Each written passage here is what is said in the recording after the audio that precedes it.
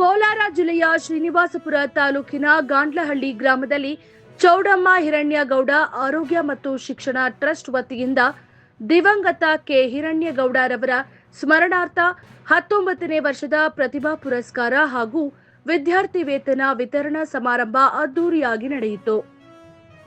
ಕಾರ್ಯಕ್ರಮದಲ್ಲಿ 40 ಪ್ರತಿಭಾವಂತ ವಿದ್ಯಾರ್ಥಿಗಳಿಗೆ ಪ್ರತಿಭಾ ಪುರಸ್ಕಾರ, 10 ವಿದ್ಯಾರ್ಥಿಗಳಿಗೆ ವಿದ್ಯಾರ್ಥಿ ವೇತನ ಹಾಗೂ ಜಿಲ್ಲಾ ಮಟ್ಟದ ಎಸ್ಎಸ್ಎಲ್ಸಿ ಮತ್ತು ದ್ವಿತೀಯ ಪಿಯುಸಿ ಪರೀಕ್ಷೆಯ ತಲಾ 2 ಟಾಪರ್ ವಿದ್ಯಾರ್ಥಿಗಳಿಗೆ ವಿಶೇಷ ಸನ್ಮಾನ ಮಾಡಲಾಯಿತು.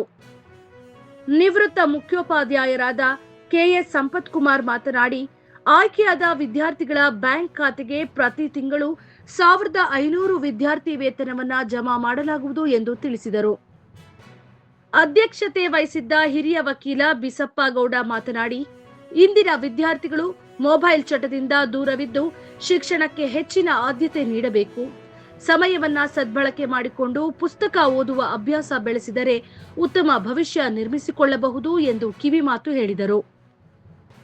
ಮಹಾರಾಷ್ಟ್ರ ಸರ್ಕಾರದ ಅಪರ ಮುಖ್ಯ ಕಾರ್ಯದರ್ಶಿ ಕೆಎಚ್ ಗೋವಿಂದರಾಜ್ ಸೇರಿದಂತೆ ಹಲವು ನಿವೃತ್ತ ಐಎಎಸ್, ಐಪಿಎಸ್ ಹಾಗೂ ಐಎಫ್ಎಸ್ ಅಧಿಕಾರಿಗಳು ಕಾರ್ಯಕ್ರಮದಲ್ಲಿ ಭಾಗವಹಿಸಿ ವಿದ್ಯಾರ್ಥಿಗಳಿಗೆ ಶುಭವನ್ನ ಹಾರೈಸಿದರು. ಶಿಕ್ಷಣಕ್ಕೆ ಪ್ರೋತ್ಸಾಹ ನೀಡುವ ಟ್ರಸ್ಟ್ನ ಈ ಕಾರ್ಯಕ್ಕೆ ಸಾರ್ವಜನಿಕರಿಂದ ಮೆಚ್ಚುಗೆ ವ್ಯಕ್ತವಾಯಿತು.